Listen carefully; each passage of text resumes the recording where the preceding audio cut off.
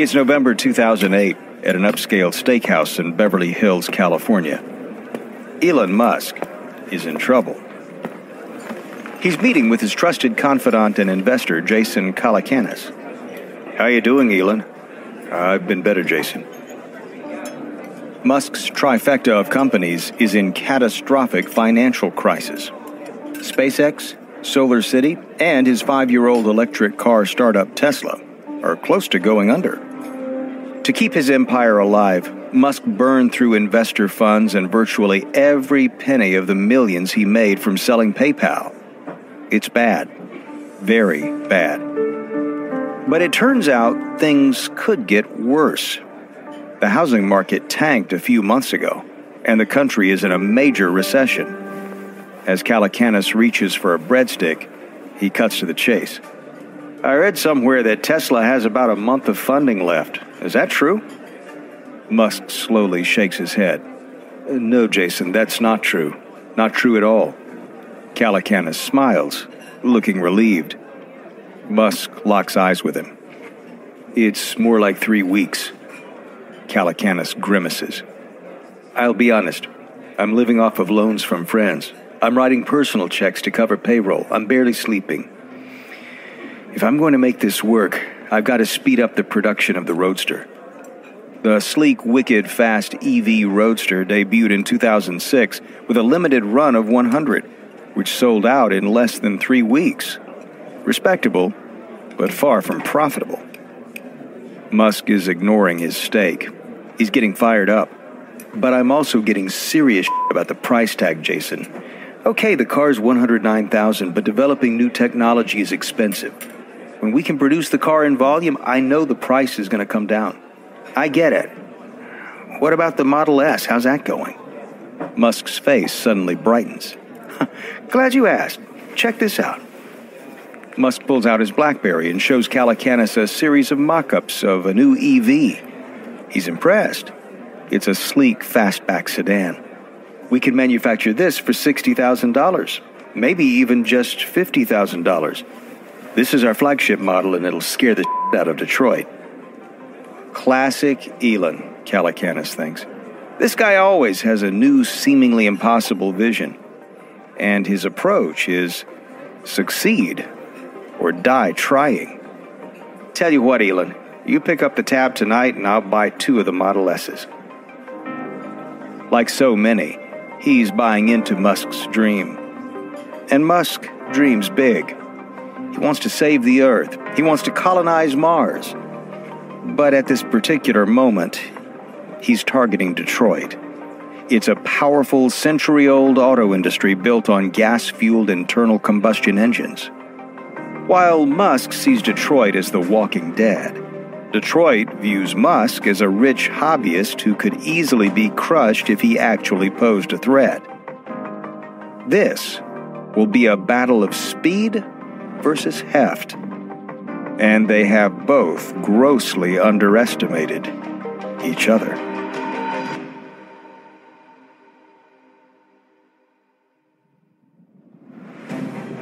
From Wondery, I'm David Brown, and this is Business Wars.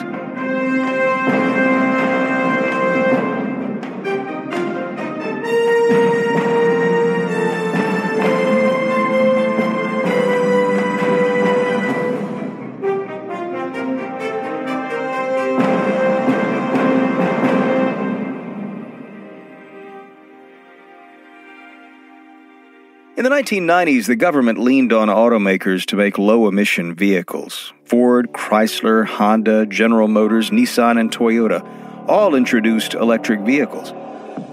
But what they delivered and what consumers wanted were 2 different things. Consumers wanted an electric car with the feel, look, and roar of gas-guzzling trucks and SUVs. But the sharply scaled-back, odd-looking offerings left consumers cold.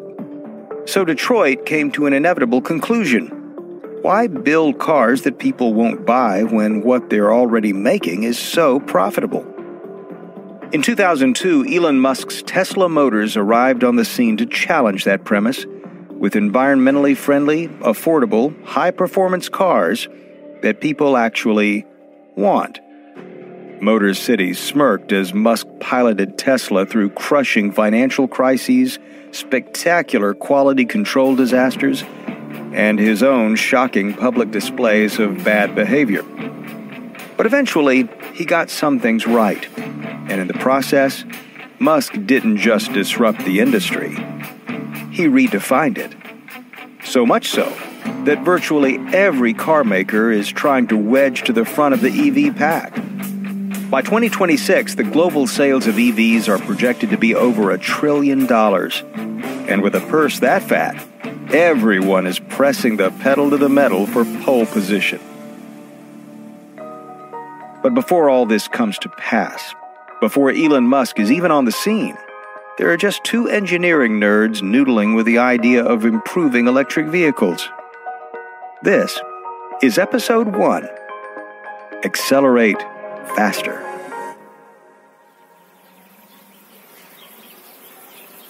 It's a lovely spring afternoon in early 2003 in Woodside, a small community in the heart of Silicon Valley, California. Martin Eberhard and Mark Tarpenning are computer engineers and business partners. They like to meet for lunch in a bucolic local park to dream about their future. So what's next on the agenda? Don't laugh, but I think we should do something big that'll make a difference to the planet. Sure, what about something manageable like, I don't know, global warming? Eberhard smiles. These guys are friends with a history of success. Back in 1997, they created a groundbreaking electronic book reader that made them rich, the Rocketbook. They're well-versed in cutting-edge consumer electronics. I'm thinking an electric sports car, super efficient but seductive. Yeah, and that's something Detroit will never do. GM did actually make an electric vehicle, the two-seater EV1, but it was unprofitable, embarrassing, and short-lived. Eventually, GM hauled them all back and turned them into scrap. You know, I once drove an EV1. It looked like some mutant machine from Mars. The battery pack must weigh a ton and was wedged between the two seats. Only went 75 miles without needing a charge. Makes it a pretty tough sell for people used to getting 200 or 300 miles on a tank of gas. But it was powerful, right? I'll give it that. 0 to 60 in 8 seconds. You could probably get it down, too.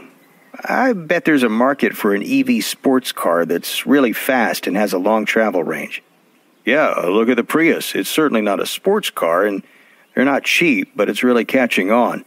The thing's great with fuel economy, and you know who buys them, right? People with money. But what if we take that one step further?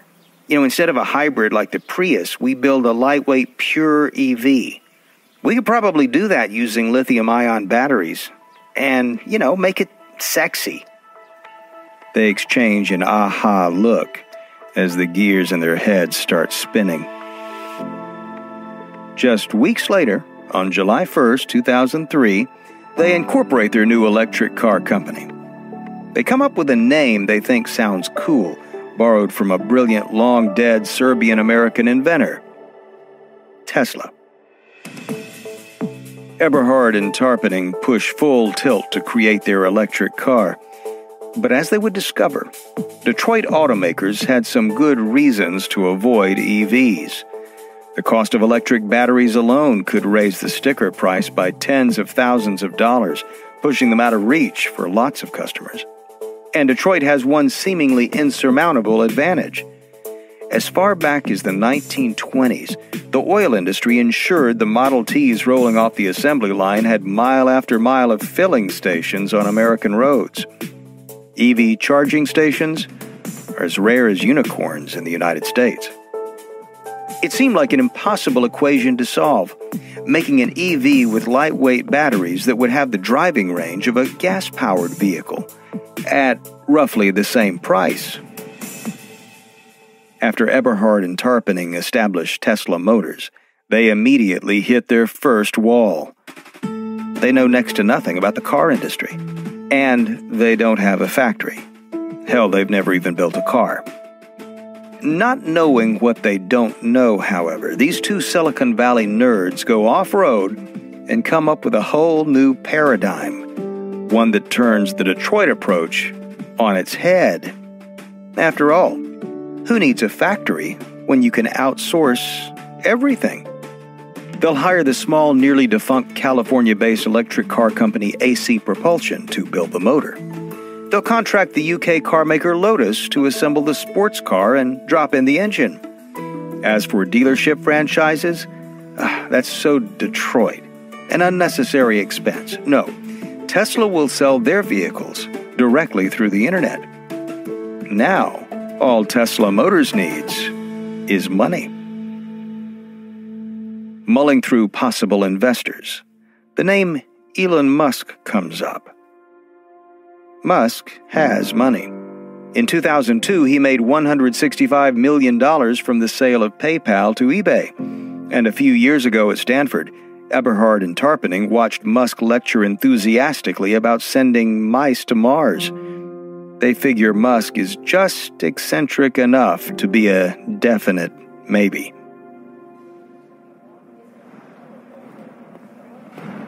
It's March 2004 at SpaceX headquarters in El Segundo, California. Martin Eberhard is led to a glass meeting room. Come on in. Eberhard shakes hands with Musk and sits back on a small couch next to a shelf filled with airplane models. Musk is dressed casually and unshaven. So, Martin, a successful electric sports car needs to appeal to smart, influential people who care about the environment. That's where you start. Manufacture and sell in small numbers, create a buzz, and then you make a car for the mainstream buyers. Eberhard is taken aback for a moment. It's like Musk has been a worm in his brain. See, Detroit has it backwards. They're giving up on EVs. They're dedicated to internal combustion. 19th century technology. They don't get the future. I couldn't agree more, Elon. What do you need to make it happen? Eberhard takes a deep breath and runs through his pitch to create the vehicle they're calling the Roadster. It'll be the coolest high-performance sports car in the world. Design-wise, it'll be the polar opposite of the EV1. And it will save the world. Musk listens intently. He's waiting for the ask. So, we're going to need $25 million until we break even in 2006, Elon. But right now, we need $7 million to make the prototype. They work on the project for nearly 3 hours. Musk is clearly excited by the idea, but Eberhard still hasn't gotten an answer. Is Musk investing or not? Finally, Musk leans toward Eberhard. I'm in, Martin. I'll put up $6.5 million, and I'll be chairman of the board. Part of the deal. I don't see any problem with that. One more thing. We need to close this deal in 10 days. My wife's having a C-section. Twins. I gotta focus on that. Eberhard leaves the room, speechless. Until today, every time he shared his dream with someone, he'd been met with deep skepticism. Now, he's found a believer, one who's willing to put skin in the game. Lori Yoler is a Tesla Motors board member and a good friend of Eberhard. She's well connected to Silicon Valley's venture capital investors, but she hasn't had much success selling them on the electric car. Yoler is driving home in Silicon Valley. She glances at her phone. Caller ID says it's Eberhard. What's up, Martin? Great news, Lori. Elon Musk is on board for $6.5 million, and he's the new CEO. Yoler is momentarily stunned. Wow, that's terrific. But Elon Musk, Mr. SpaceX? Exactly. Hey, what's the problem? Look, I've heard Musk can be tough to deal with. He's smart and ambitious as hell, sure, but he's stubborn and let's just say he's got an ego on him. He's also got a fat wallet, and he seems to really understand what Tesla's all about. Okay, but FYI, from what I know, the board at PayPal gave him the boot because he fought with co-founders and wanted to micromanage everything. I hear you, but trust me, Lori, actually... Now, don't trust me. Call him yourself. See what you think. You can bet I will, Martin. A few days later, Yoler connects with Musk. To her surprise, She agrees with Eberhard's assessment.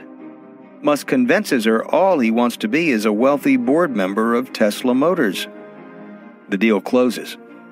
When the tiny Tesla group gathers to toast Musk's angel funding, they're on top of the world. They have an independent company on a noble mission. They answer to no one. But Eberhard and company are in for a shock.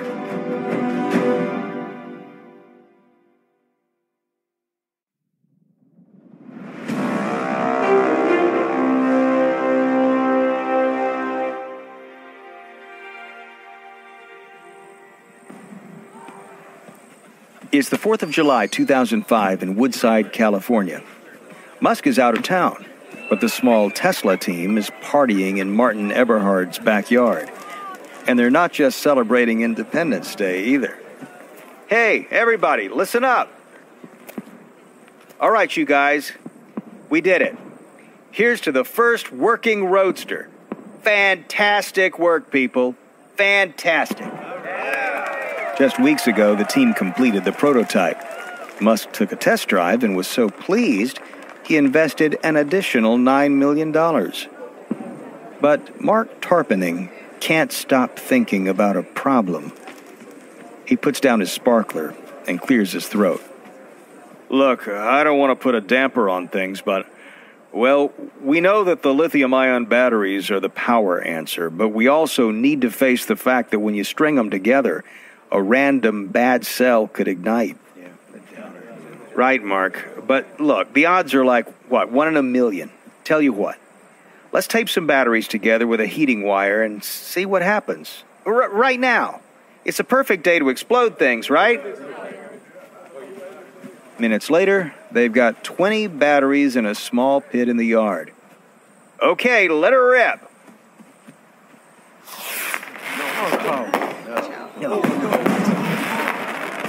The party mood sobers up quickly as the experiment sinks in. Tarpenning stares at the toxic fire and swallows hard. That was 20 batteries. The Roadster will have 7,000. This could obliterate the company. I told Elon we'd have the car ready for buyers by early next year. How's that even possible? The implications are clear. If they can't solve the deadly battery issue, they might as well call Tesla quits and leave the field to Detroit. In the search for a solution, Tesla engineers blow up a lot of batteries. But in the process, they break technological ground by creating a cooling system and a way to avoid even a single battery cell from overheating. Musk takes the wheel from here. With the bravado of a professional wrestler, he's bragging on the upcoming Roadster, teasing its debut. But General Motors Vice Chairman of Product Development Bob Lutz sees him as a loud-mouthed huckster. Lutz is a shrewd veteran executive who has worked for Ford, Chrysler, and now GM. He knows hucksters, and he has little patience for all this hype around Musk.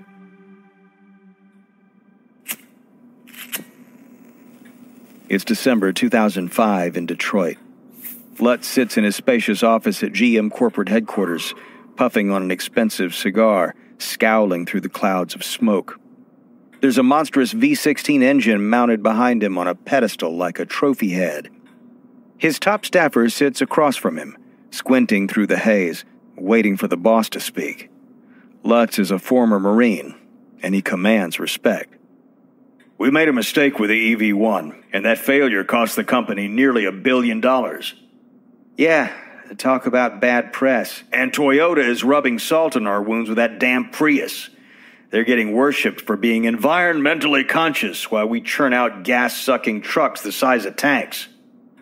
Lutz can't bring himself to say it, but GM lost $8.6 billion this year while Toyota, buoyed by Prius, made $9 billion in profits. He tosses a newspaper across the desk.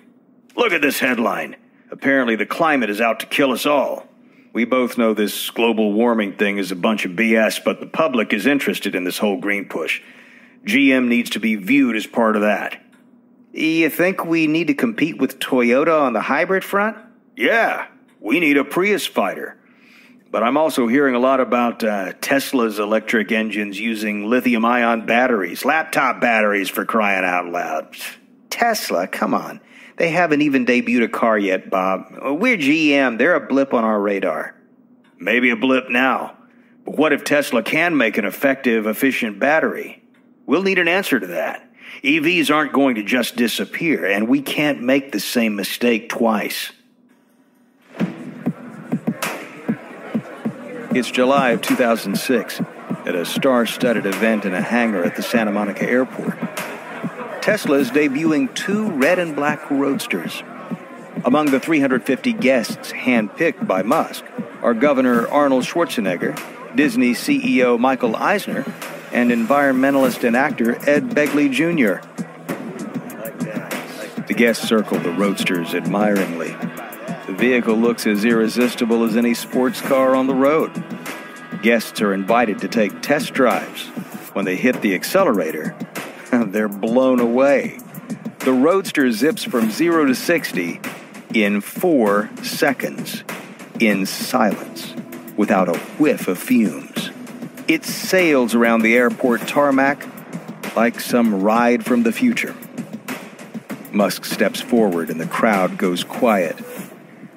Until today, all electric cars have sucked. By the end of the night, 20 people plunked down $100,000 each to reserve cars. 3 weeks later, the initial limited run of 100 Roadsters is sold out, based only on press and word of mouth. Among the buyers are George Clooney, Leonardo DiCaprio, Matt Damon, and Governor Schwarzenegger. In the coming weeks, the spotlight is increasingly on Eberhard. He's featured on TV interviews and highlighted in press coverage. He's eating it up. To commemorate the moment, his wife buys him vanity license plates that read, Mr. Tesla. But all that attention includes scrutiny from a very tough audience, Elon Musk. In late summer of 2006, with interest in the Roadster growing at full tilt, Musk becomes consumed with what he says are design flaws. He meets with Eberhard on the factory floor. Musk slowly circles the prototype like a predator. Look, Martin, the cars are hard to climb into. My wife has a very hard time getting in. But she's pregnant, Elon. The door... I know, we need to lower the door frame. And the seats are seriously uncomfortable. And the door latches. They should be electronic, not push button. Come on, man. Eberhard takes a deep breath and tries to go into Zen mode. These are good ideas, Elon, but customized seats will cost $1 million to develop. And so will the latches. Lowering the frame, that's $2 million there. Musk ignores him. And the dashboard looks f***ing cheap. Eberhard is at the breaking point. He stares at Musk. Elon, please. This is all low-priority stuff. We've only got 9 months to put this car into production, and we're still dealing with serious transmission issues and stability problems, and I can't believe you don't share my concerns, Martin. Please, just get it f***ing done. Musk stalks away as Eberhard stands dumbfounded. In November, Eberhard has news for the Tesla board. Bad news. The original cost of building each Roadster has ballooned from $49,000 to $83,000. Plus, manufacturing will be pushed back from the summer to the fall of 2007. Despite these setbacks, Musk is already talking up the next Tesla vehicle. The Model S will follow Musk's 3-step plan to go from making a pricey, high-performance sports car to creating an affordable luxury sedan to a mass-produced, mainstream vehicle. But the Model S is not just a transitional vehicle in the Tesla lineup. Musk knows it has to be a success, and that will stoke Tesla's stock. The company needs that because in 2007, Tesla is in survival mode. Musk wants to take the company public in 2008 because it desperately needs a cash infusion from investors. Or the company will bleed out. The Roadster's price tag has skyrocketed yet again to $140,000. Musk, the lead Tesla investor, blames much of the problem on what he views as Eberhard's inexperience as a CEO. Musk believes Tesla has outgrown him. In August, Musk, backed by the board, demotes Eberhard to president of technology, meaning he's pushed out to pasture with few significant duties. He's replaced by a series of interim CEOs to oversee the Roadster's debut. In December, Martin Eberhard, the man referred to as the face and conscience of the company, the guy with Mr. Tesla license plates, leaves the business he co-founded. He's wounded and pissed off. Working relentlessly, the Tesla team tweaks designs and renegotiates supplier contracts, reducing production costs for the Roadster. Finally, after months of blown deadlines, the first one rolls out in February of 2008.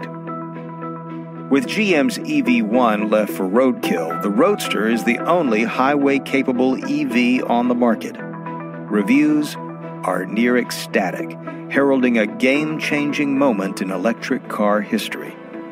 Top Gear's Jeremy Clarkson took one out for a spin and marvels as he floors it.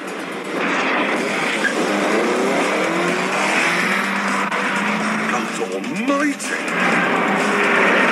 12,500 RPM, I cannot believe this! This car is electric! Literally! Not bad from a motor that's the size of a watermelon and only has one moving part. Orders for the $109,000 sports car stream in. Musk is already focusing on the all-electric Model S. It'll be part SUV, part sedan. He envisions a unique vehicle to best the gas guzzlers coming from traditional automakers like BMW, Toyota, and GM. Detroit CEOs watch Tesla's roller coaster ride of near-death plunges and sky-high success with horror. It now appears the 4-year-old company might be steering the automotive world into his vision of an all-electric existence. But the key to everything is money. Investment bank Goldman Sachs Group has agreed to put up $100 million to launch production of the Model S by 2011. And that would carry Tesla toward the pot of gold, going public. Then, just as these elements are lining up, a bomb drops that might not level just Tesla, but the giants of Detroit, too.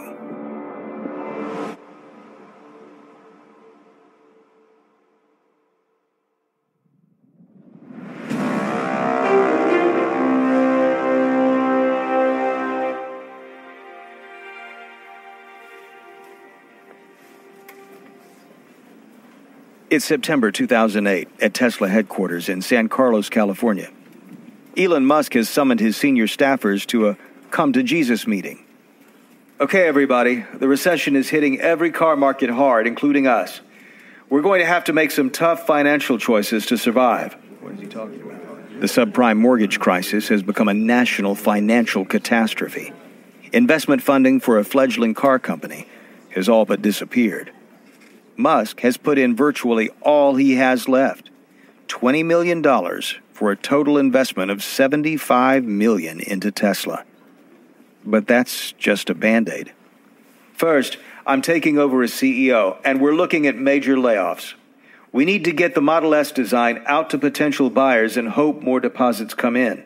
That funding will hopefully allow us to make it to production. Tesla's head of marketing frowns and speaks up. Elon, we're still trying to get Roadsters out the door. We're nowhere close to producing the Model S. And you're talking about spending Roadster deposits to produce the Model S? I'm sorry, Elon, but is it even ethical for us to do that? What no one in the room knows is that Tesla has already spent millions in Roadster deposits to stay afloat. Let me break it down for you. We do this or we die. By late October, Tesla is down to a paltry $500,000. Just making payroll is on the line, and bankruptcy is looming. Musk's electric dream is running on fumes. Then, in late November, Tesla gets a shot in the arm of $40 million from existing investors. In January 2009, the company gets another crucial bump when AG Daimler comes calling. And it doesn't hurt that the Daimler deal is worth $40 million. 4 months later, the company invests another $50 million in Tesla. In March, the Model S prototype has its coming out party at Musk's SpaceX plant. The car is everything he promised. A sleek, beautifully designed sedan. The New York Times says the car's lines echo a Maserati, but with SUV-level space and a 300-mile single-charge range. Musk tells the crowd Tesla expects to make 20,000 of the Model S annually, but that will depend on significant financing from one particular investor, the U.S. government. By June 2009, Chrysler and GM are in bankruptcy court. Gas prices are soaring along with new rigid emission standards. It's a perfect time for electric cars to step into the spotlight. Newly elected President Barack Obama's green agenda calls for 1 million electric cars to hit the roads by 2015. To that end, the Department of Energy loans $1.6 billion to Nissan and $5.9 billion to Ford to fund electric vehicles. Also on the gift list is Tesla, which gets $465 million specifically for the production of the Model S and a factory to make battery packs and electric drivetrains for Tesla and other companies. This isn't the wish list Musk had hoped for, but it's a crucial influx of cash as Detroit steps up its electric presence. Ford announces the electric Focus, set for 2011. Chrysler promises 500,000 EVs will be on the road by 2013. But General Motors Vice Chairman Bob Lutz doesn't need years to debut Chevrolet's answer to the electric challenge. The Chevy Volt will be available in early 2010.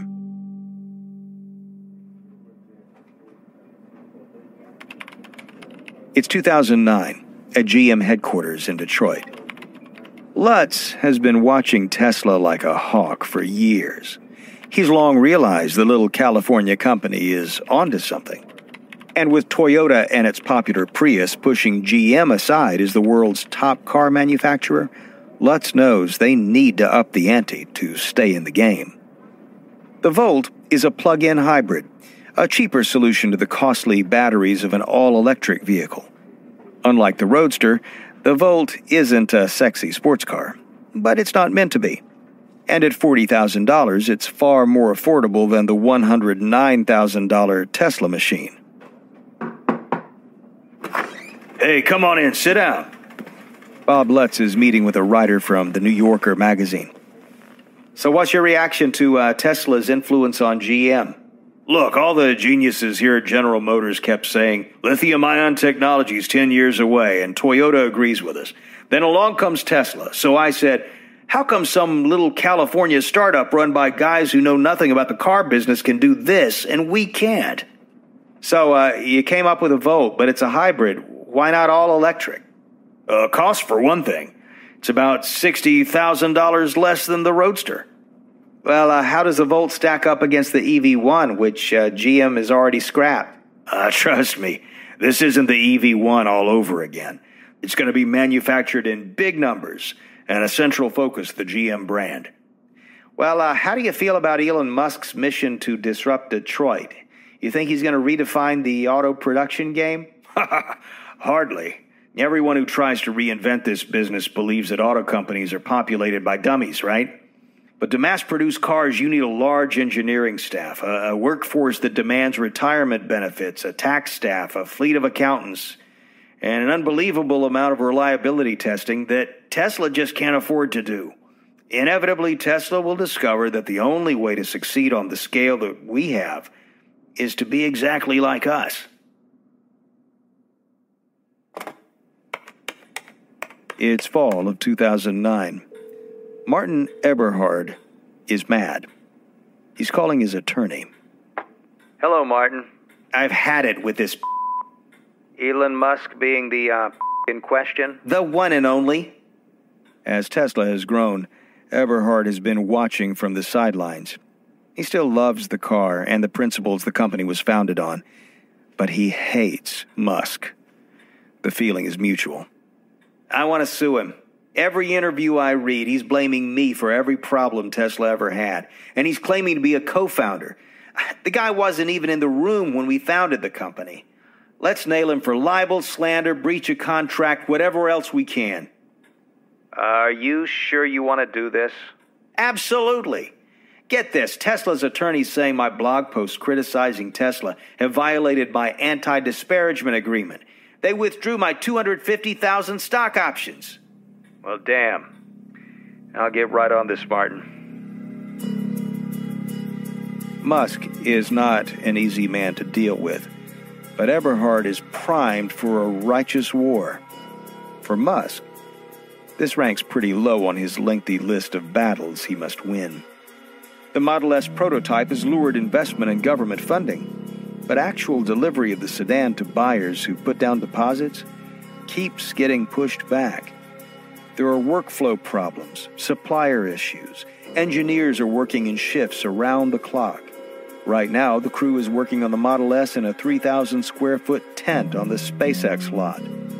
The $465 million loan from the government is helpful, but Tesla only gets the money if it has an actual automobile factory, and those traditionally cost $1 billion. The tent is just not going to cut it.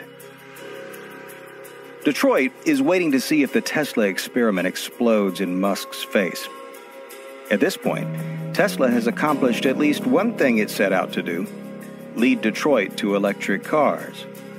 But now that Musk has blazed the trail, Detroit has no intention of being anything less than king of the road.